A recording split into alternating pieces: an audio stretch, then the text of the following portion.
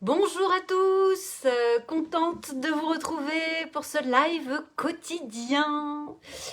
Une prise de conscience, je suis en train de me dire, oula, je cherche mes mots. Une prise de conscience quotidienne partagée dans l'idée de la faire résonner chez vous et de mieux incarner ce rôle de dirigeant ou d'entrepreneur. Je suis Julie Girard, coach d'affaires, au service d'une entreprise qui répond à une qualité de vie avant tout pour le dirigeant et ses équipes.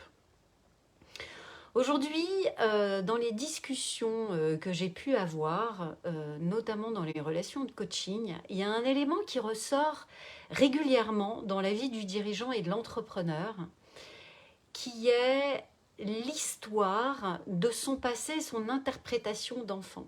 Ah, c'est quoi le lien avec un dirigeant?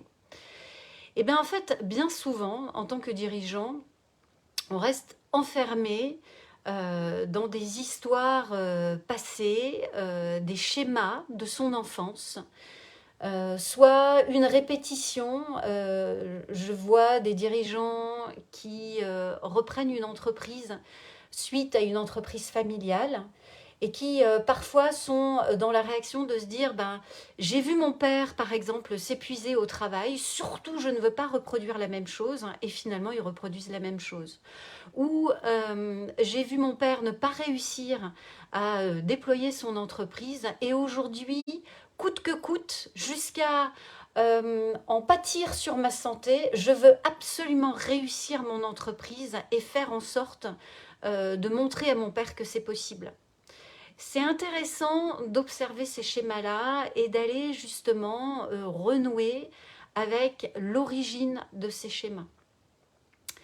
Alors tout ça, ces prises de conscience, elles se font avec bienveillance. Moi, je m'en suis rendu compte à partir du moment où je suis devenue moi-même parent.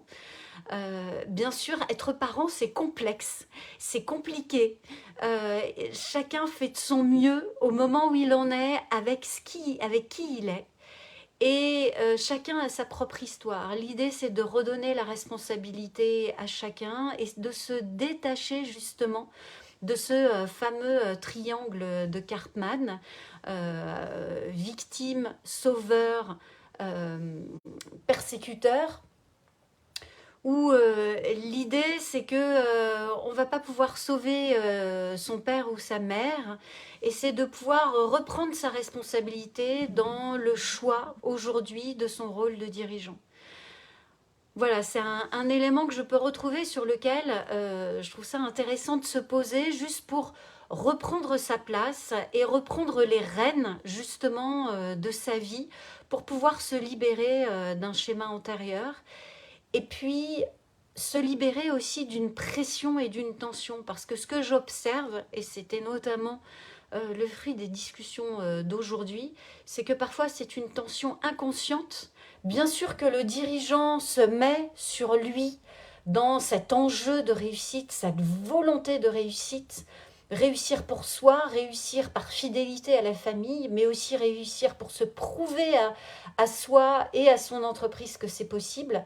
Et ce que ça génère, c'est dans cet effet miroir, se mettre la pression sur soi, ça génère une pression aussi sur son environnement, qui parfois n'est pas forcément consciente, mais pourtant est bien vécue.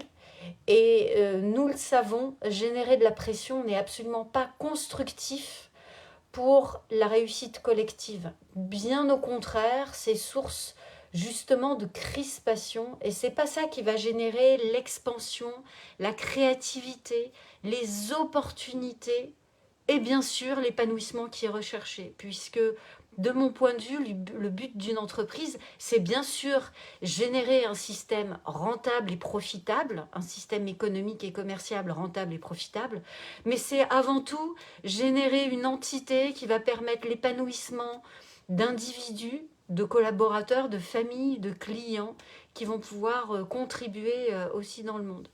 Donc je trouve ça intéressant de se positionner aujourd'hui dans sa posture. Est-ce que j'ai la pleine responsabilité de ma posture aujourd'hui? Coucou Manuel.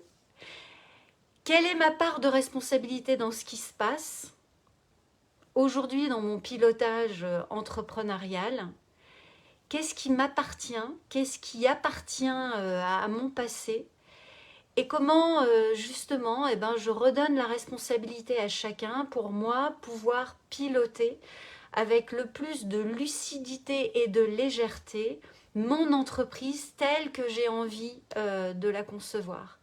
Et c'est là où, de nouveau, la grande vision du dirigeant de l'entreprise est vraiment, de mon point de vue, le fil d'Ariane sur lequel je vais pouvoir m'appuyer. Important d'être conscient de ça et de ce fameux triangle pour le plus je suis responsable, et le plus je sors de ce triangle pour pouvoir m'épanouir et aider mes collaborateurs à s'épanouir.